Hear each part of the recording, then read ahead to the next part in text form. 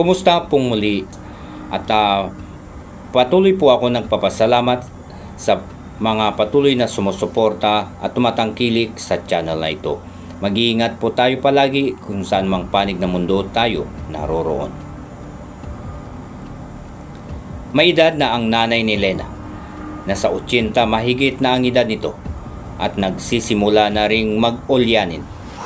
Madalas ay sumasakit ang likod nito, kaya naman kapag natutulog siya ay madalas siyang bumangon at nagtatawag sa kanyang nag-iisang anak na si Lena. Mahal niya ang kanyang nanay, kaya naman kahit nag-uulyanin na ito at makulit, ay pinili niya itong unawain at talagaan kesa sa abandonahin ang nanay. Ang kanya namang ama ay matagal nang yumao. Si Lena ay may isang anak na lalaki na 7 taong gulang. Magkakasama sila ng kanyang asawa at anak at nanay sa isang bahay. Isang araw nang umuwi galing sa trabaho ang asawa ni Lena, ay nagulat siya nang may dala itong tumba-tumbang upuan. Tinanong niya kung saan iyon galing.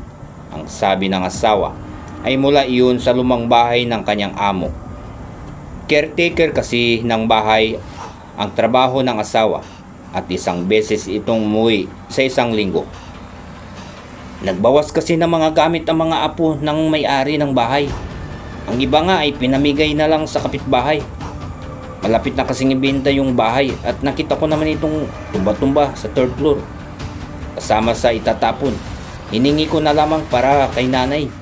Magagamit niya ito para hindi siya palaging nakahiga at pwede siyang matulog at magpahinga sa tumba-tumba. Ang sabi ng asawa ni Lena, "Mabuti naman at malaking bagay iyan para kay nanay," ani ni Lena. Inilagay nila ang tumba-tumba sa kwarto ng matanda. Natuwa naman ang matanda dahil sa wakas ay makapagpapahinga siya mula sa matagal na pagkakahiga dahil labis nang sumasakit ang kanyang likod. Inalalayan ni Lena ang kanyang nanay at pinaupo sa tumba-tumba. At lumabas na muna siya ng kwarto para mag-asikaso ng pananghalian. Habang nagluluto si Lena, ay bukas ang pinto ng kwarto ng matanda sa 2nd floor.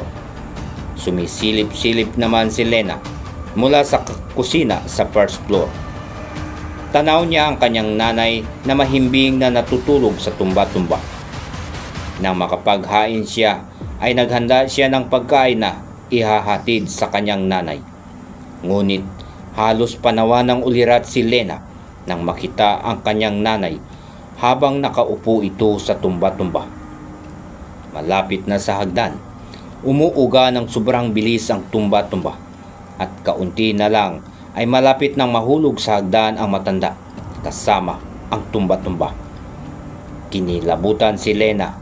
Labis siyang nagtaka kung paano umabot sa may hagdan ang nanay niyang natutulog sa tumba-tumba. "Diyos ko, inay!" sigaw ni Lena at nagmamadaling tumakbo paakyat ng hagdan. Ngunit sa labis na lakas ng pag-uga ng tumba-tumba na labis niyang pinagtataka, ay tuluyang nahulog ang matanda mula sa kinauupuang tumba-tumba. At kasalukuyang namang nasa hagdan si Lena at tumatakbo papunta sa kanyang nanay. Nalaki ang mga mata ni Lena nang mahulog ang matanda at tumama sa kanya ang katawan nito. Nagpagulong-gulong sila pababa ng hagdan papunta sa 1st floor. Halos mabali ang likod ni Lena sa sobrang sakit nang tumama ito sa sahig. Gulat na gulat din ang matanda pero hindi ito napuruhan dahil nakadagan siya sa katawan ni Lena. Nag-iiyak ang matanda at nagsisigaw sa sobrang gulat, kaya naman kahit hirap na hirap at nasaktan si Lena sa kanilang pagbagsak, ay pinilit niyang bumangon at inalalayan ng ina. Sigaw naman ang sigaw si Lena sa pangalan ng anak na nasa kwarto nila sa 2nd floor. "Darwin, anak, bumaba ka nga rito!" sigaw ni Lena at agad na tumakbo ang bata habang inaalalayan ni Lena ang kanyang nanay sa pagtayo. Maya-maya ay bigla na lang may kumalabog na narinig si Lena. Paglingon niya sa hagdan ay nahuhulog pa ibaba ang tumba-tumba. "Ano ba? Bakit mo hinulog yung upuan?" Sigaw ni Lena sa kanyang anak na kasalukuyang nasa hagdan. "Mama, hindi po ako yun. Kusang nahulog ang upuan ni Lola." Naiiyak na sabi ng bata. At mas lalo pang sumibol ang matinding kilabot na namuo sa buong pagkatao ni Lena. Nanlaki ang mga mata niya at nanindig ang balahibo sa buong katawan habang pinagmamasdan ang tumba-tumba na nahulog sa hagdan. Simula noon ay inilagay na muna ni Lena ang tumba-tumba sa storage room ng bahay nila. Ilang araw pa bago makauwi ang asawa niya. Balak niya ay pasauli na lang ang tumba-tumba sa bahay ng amo ng asawa niya.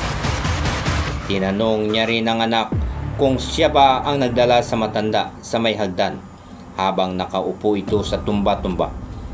Pero ang sabi ng anak niya ay hindi niya gagawin yun dahil naglalaro lamang siya sa kwarto ng mga oras na iyon. Kaya naman labis na nangilabot si Lena. Isang gabi, habang natutulog sila ng anak niya sa kwarto nila, ay may narinig siyang malakas na pag-uga sa labas ng kwarto nila.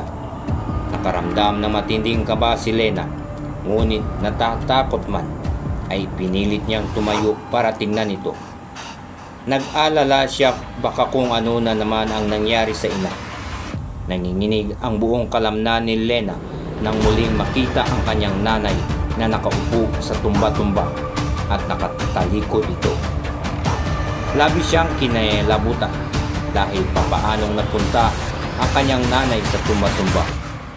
At isa pa, inilagay na niya ang bagay na iyon sa storage.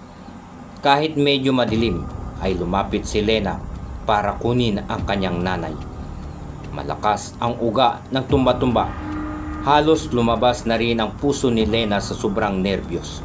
Nang makalapit siya, ay hinawakan niya ang balikat ng matanda na nakatalikod pa rin ito. Ngunit ganoon na lamang ang gulat ni Lena nang umikot ang ulo ng matanda sa likod at nagsisigaw si Lena sa sobrang takot nang makitang hindi iyon ang kanyang nanay. Agnas na ang mukha nito, luwa ang isang mata at tumutulo ang napakaraming dugo mula sa bibig, nilalangaw at inuuod din ang liig nito. Malakas na sigaw ni Lena na halos mapigtal na ang litid sa kanyang liig. Unti-unti siyang napaatras, ngunit bigla na lamang siyang hinawakan nito sa braso at halos bumaon ang matatalas na kuko nito sa kanyang braso. "Bitawan mo ako!" sigaw ni Lena habang nanginginig sa sobrang takot. Tumayo ang matanda mula sa tumba-tumba at hinila si Lena at saka isinakay siya nito sa tumba-tumba. At hindi siya makapalag dahil sa kakaibang lakas ng matanda. Itinulak ng matanda ang tumba-tumba habang nakaupo doon si Lena papunta sa hagdan. Tiyak niyang iuhulog siya nito. "Huwag! Huwag!" Malakas na sigaw ni Lena at naramdaman niya lang nang gumulong-gulong na siya pa ibaba sa hagdan. Halos magkandabali-bali ang buto niya at tumuntog ang ulo niya sa sahig, dahilan para mawalan siya ng malay. Nagmulat ng mata si Lena ay nasa isang kuksilid na siya at bumungad sa kanya ang kanyang asawa.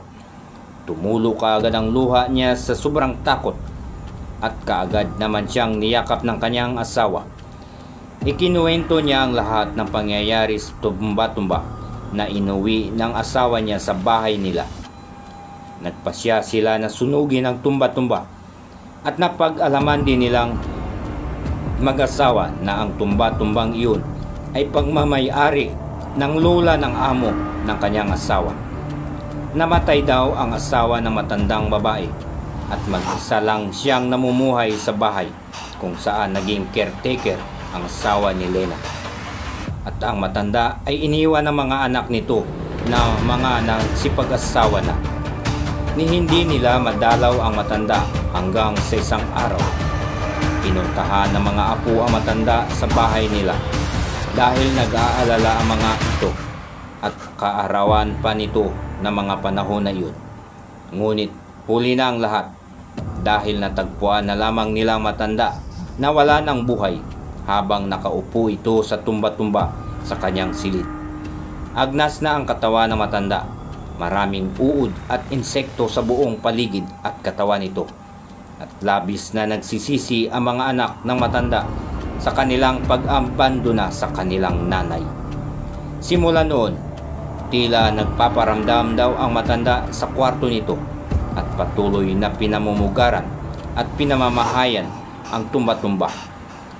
Maaaring matindi raw ang lungkot at puot ng matanda sa ginawang pag-abandona sa kanya.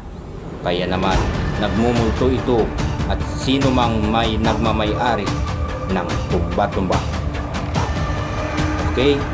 Kung may opinion po kayo sa nasabing kwento, please comment down below. At maraming salamat po muli sa pagtangkilik at pagsuporta sa channel na ito. God bless everyone.